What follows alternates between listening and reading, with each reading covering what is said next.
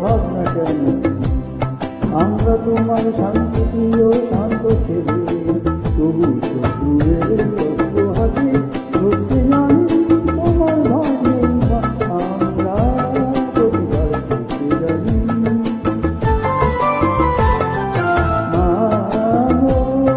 ভাবনা কেন আমরা তোমার শান্তি প্রিয় শান্ত ছেলে, তবু শত্রুয়ের